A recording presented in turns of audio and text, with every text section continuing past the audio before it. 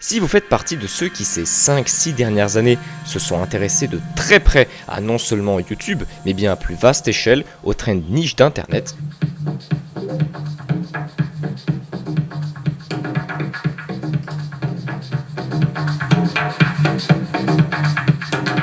vous avez pu remarquer que la nostalgie a véritablement refait surface au cours de ce début de décennie. Il est vrai qu'avec tous les problèmes que le monde a pu subir ces derniers temps, les gens préfèrent se souvenir du bon vieux temps, des souvenirs qui ont marqué leur enfance, voire même leur vie. Et ça se comprend. C'est en tout cas l'idée que je me suis faite après avoir visionné au cours de ces 3 ou 4 dernières années une quantité astronomique de contenu en rapport avec les espaces liminaux, les backrooms, l'esthétique weirdcore, ou même l'horreur qui s'en détache tout simplement. Et bien sûr, certains diront que ces sujets sont aujourd'hui bien dépassés. Feldup lui-même, dans sa dernière analyse des backrooms, disait que Internet avait tellement puisé jusqu'à la moelle ces sujets qu'on a retrouvé une quantité incroyable de lost media, dont l'image originelle des backrooms. Mais dans cette grande vague de nostalgie, il y a une trend, une esthétique qui semble être tombée dans l'oubli. Une esthétique pourtant omniprésente à une époque et aujourd'hui gravée dans nos mémoires. C'est justement de celle-là dont je vais vous parler aujourd'hui, l'esthétique du Frutiger. Autrement appelée sur internet, l'esthétique Frutiger Aero.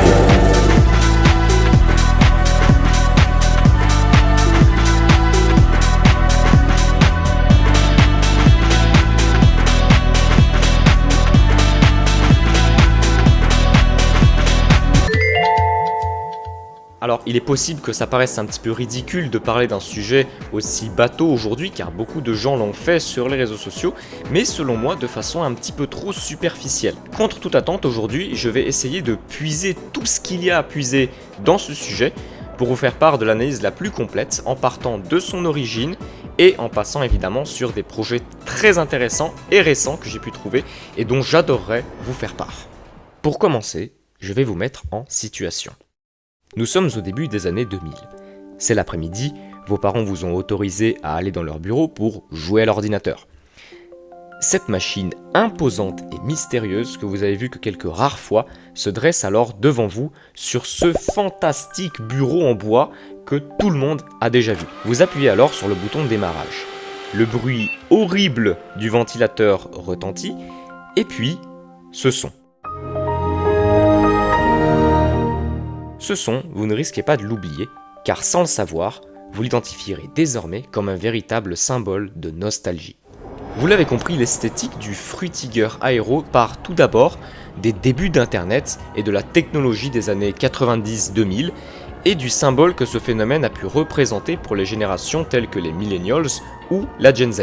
Et pour être plus précis, elle part de la patte artistique que pouvaient prendre les interfaces numériques en ces temps. Vous voyez ce que je veux dire? Windows XP, Windows Vista, Windows 7 ou même 98 pour les OGs. Ces systèmes n'étaient pas juste fonctionnels, ils avaient un style, une identité visuelle, une esthétique. Aujourd'hui encore, vous avez sûrement en tête l'image de votre thème préféré sur votre premier ordinateur, avec votre fond d'écran préféré, ou même le fond d'écran par défaut. Je pense notamment à Bliss de Windows XP, qui est aujourd'hui encore un fond d'écran iconique. Cette esthétique était en réalité grandement inspirée de celle de Y2K, en anglais l'an 2000, qui inclut globalement dans ses designs des matériaux synthétiques, des meubles gonflables et plus globalement une esthétique très matérialiste et un peu kitsch. A l'origine, le Y2K, encore connu sous le nom de Cybercore, faisait référence en tant qu'esthétique internet à un mouvement artistique rétro-futuriste caractérisé par des matériaux métalliques, les blobjects, et se rattachait même parfois au skeuomorphisme. Je pense notamment à certaines icônes d'applications d'Apple. Mais pour revenir à notre exemple du début, il est sûr que certains d'entre vous n'ayez que peu ou même jamais connu cette époque du début des années 2000. Vous n'êtes pas pour autant insensible à cette petite histoire car vous devriez sûrement ressentir ce sentiment que l'on appelle l'anémoïa. La nostalgie d'un temps que l'on n'a pas connu. Et comme pour les espaces liminaux, ce sentiment intervient dans le Frutiger en vous faisant ressentir cette nostalgie, certes un peu plus joyeuse et moins creepy. Le Frutiger Aero évoque un futur idéalisé du début des années 2000. Un monde fluide, propre, optimiste, où la technologie rime avec progrès et accessibilité. Elle se caractérise par des visuels aux couleurs vives, bleu ciel, vert pomme, blanc éclatant, des effets d'aquamorphisme, qui d'ailleurs revient peu à peu à la mode aujourd'hui, et fun fact, son nom provient en réalité de la police FruTiger, souvent utilisée dans les interfaces de cette époque, et le petit aéro qu'on ajoute parfois, c'est une simple référence au thème graphique de Windows Vista et Windows 7. Et d'ailleurs, des communautés ont même organisé les variantes de ce style en les rangeant dans différentes classes. On peut citer par exemple FruTiger Metro, Weirdcore, MetalEarth, Vector Flourish, Technozone, FruTiger Echo, Dark Aero, Cleancore, Dorphic, FruTiger Aurora, bref, il y en a plein. Et en général, leurs noms changent en fonction des communautés, donc je ne peux pas toutes vous les dire évidemment. Mais bon, vous l'aurez compris, c'est une esthétique où tout semble léger, aseptisé et high-tech, profondément ancré dans l'univers corporate de Microsoft, HP, Nokia, Apple, ou encore même des premières interfaces mobiles comme celles d'iOS ou d'Android. Et si on creuse un peu plus, on peut la retrouver aussi chez la Wii ou la Nintendo DS, qui ont été réalisées dans la même période et qui sont devenus évidemment de véritables symboles de ce style. Bref, le FruTiger, c'est le futur rêvé d'avant les réseaux sociaux. Un monde digital doux, lisse, presque naïf. Le futur qu'on nous avait promis. Une formule que vous devriez sûrement connaître à mon avis. Mais la question maintenant, c'est comment les gens réussissent-ils à faire tenir cette esthétique malgré le fait qu'elle soit dépassée aujourd'hui. Car en effet, au cours des années 2010, ce style a été rapidement remplacé par des logos et des designs en 2D plus simples, dont je ne raffole absolument pas.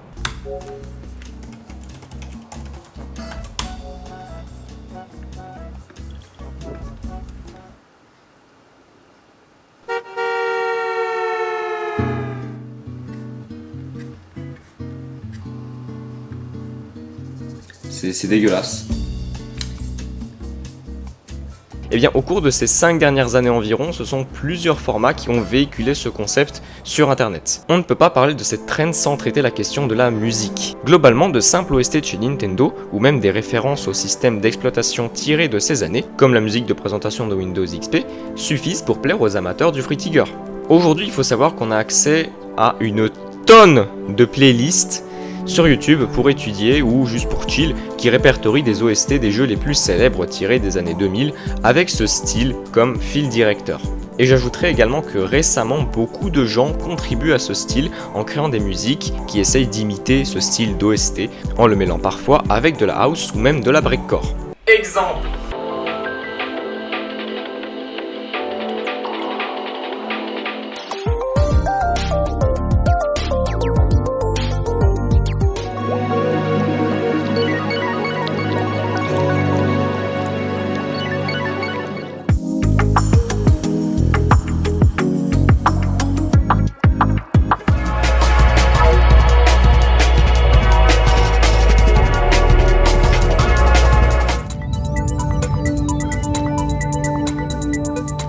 Pour ce qui est de la dernière que vous venez d'entendre, eh bien c'est moi qui l'ai réalisé en essayant d'imiter un style similaire au menu de la Wii ou de la Nintendo DS, comme quoi il n'y a rien de très compliqué à faire ce genre de musique, et je vous y encourage à le faire si vous en avez l'occasion. Sauf que vous vous en doutez bien, il n'y a évidemment pas que de la musique, il y a également une quantité considérable de vidéos en rapport avec le FruTiger sur internet. En général, j'ai remarqué que ce sont souvent des edits, car c'est un format vidéo assez simple dans lequel on ne nécessite que de quelques images. En revanche, d'autres vont même bien plus loin en réalisant des modélisations 3D et envisagent même de créer des jeux d'exploration à la manière des jeux backrooms.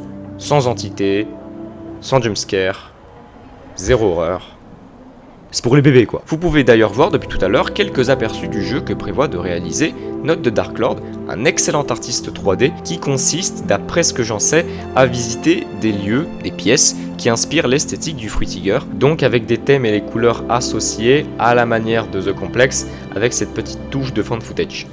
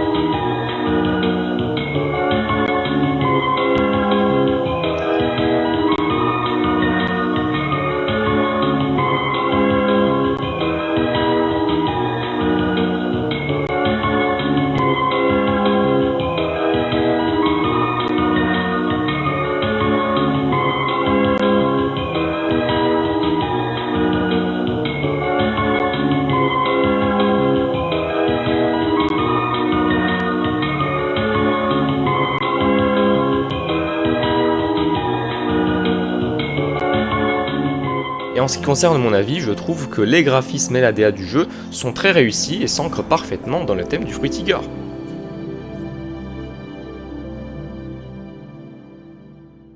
J'en ai brièvement parlé dans le dernier By the Way, mais dans le même style, il y a évidemment Anemoia-Polis, un jeu indé sorti récemment qui a pris ce que le Fruitiger Aero avait de plus lisse, de plus apaisant, ses textures propres, ses lumières artificielles, ses espaces infinis de bureaux et des spas presque paradisiaques, et en a fait quelque chose de profondément dérangeant.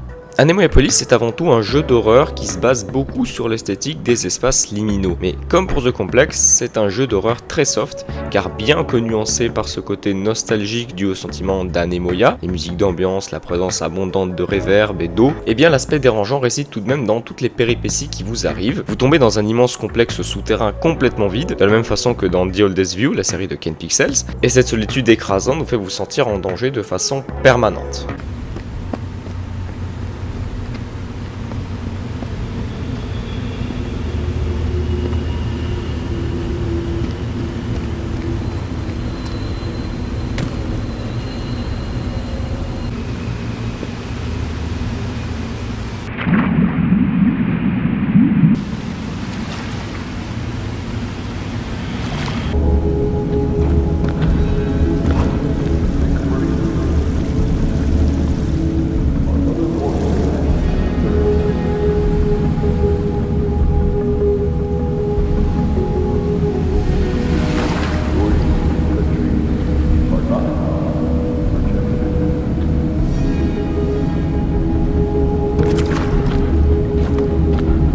Même bien au-delà de ça, on peut croiser quelques moments perturbants, comme par exemple le niveau du country club avec les petites pistes de golf. Certains qui y ont joué ont trouvé plus de 100 trous et n'atteignaient jamais la fin du niveau, ce qui les menait dans l'incompréhension la plus totale.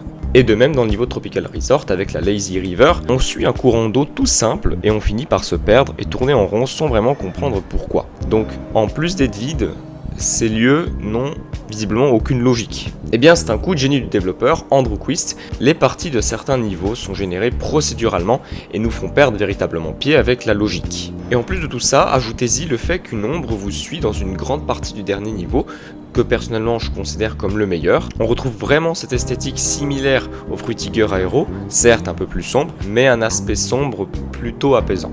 Les personnes que j'ai vues y jouer considèrent que c'est un jeu assez effrayant et angoissant, mais personnellement je trouve que les aspects nostalgiques et apaisants sont davantage mis en lumière. D'ailleurs, l'expression utilisée pour le teaser du jeu le décrit parfaitement, tranquillement, terrifiant. Une idée relativement proche du Fruitiger et des espaces liminaux. Avant de terminer sur cette partie jeu création internet, j'aimerais revenir sur une création très connue sur YouTube.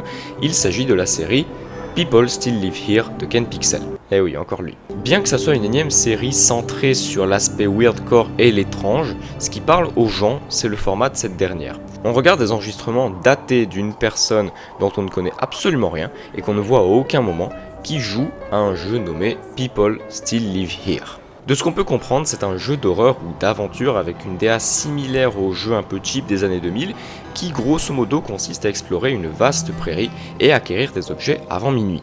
Si malheureusement vous ne parvenez pas à compléter votre mission avant minuit, des personnages tels que The Crossing Signal ou même de Shepherd, le berger, vous poursuivront pour vous tuer. Voilà, et vous faisant recommencer le jeu à nouveau. Ça a vraiment l'air bête dit comme ça, mais croyez-moi que regarder pendant une dizaine de minutes quelqu'un qui cherche des objets random dans la cambrousse, puis soudain voir ce genre de dos... Hey you! Over here! Hey! You're not gonna tell anyone I was here, are you?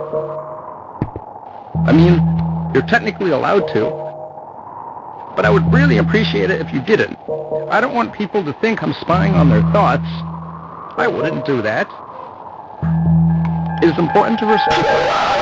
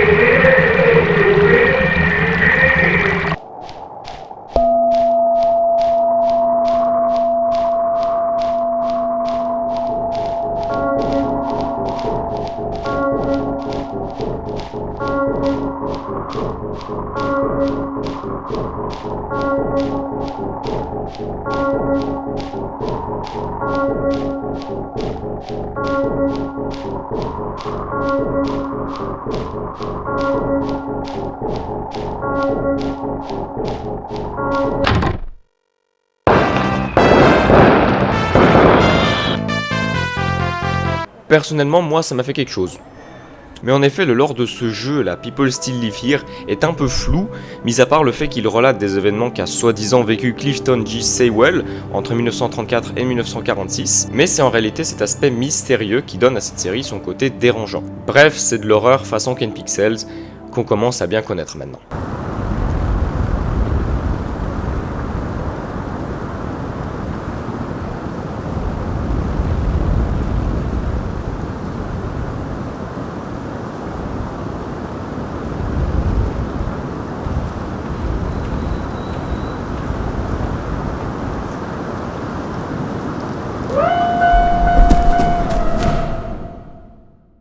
Je m'attarde juste sur un dernier petit point ici, car c'est la news la plus récente. Le Fruitiger revient visiblement en force avec la future mise à jour d'Apple, donc de macOS, iOS, watchOS, etc. Certes, comme le dit Bastille lui dans son live d'analyse sur cette mise à jour graphique importante, il y a quelques défauts d'ergonomie, oui, mais les grands amateurs du Fruitiger sont tout de même bien servis, car l'esthétique semble être bel et bien de retour, avec une touche de modernité que je trouve plutôt réussie. Voilà, c'est tout ce que j'avais à dire au sujet du Fruitiger Aero, j'espère que cette petite analyse vous a plu. C'est un sujet dont j'avais envie de vous faire part depuis un petit moment quand je l'ai croisé sur les réseaux sociaux et qui m'a tout de suite fasciné. Malheureusement, comme toute tendance, elle n'a pas eu le même impact en France qu'aux États-Unis par exemple, à cause de quelques différences liées à la culture, mais je me devais de vous donner quand même une analyse plutôt complète, détaillée de ce qu'il faut en retenir avant que les gens finissent par définitivement s'enlacer. Voilà, cette vidéo est à présent terminée, j'espère sincèrement qu'elle vous aura plu, car elle m'a demandé quand même beaucoup de temps, même si c'était assez simple à trouver les idées. Je pense que je sortirai peut-être 2 ou 3 vidéos pendant ces vacances, je ne sais pas encore quand exactement, mais en tout cas si la vidéo vous a plu, n'hésitez surtout pas à la liker et à vous abonner, ça me ferait vraiment plaisir, et à venir me suivre sur les réseaux sociaux de façon un petit peu accessoire pour être au courant des prochaines sorties, qui sont pas très fréquentes, vous l'avez remarqué, et sur ce, à la prochaine, et d'ici là, portez-vous bien. Salut.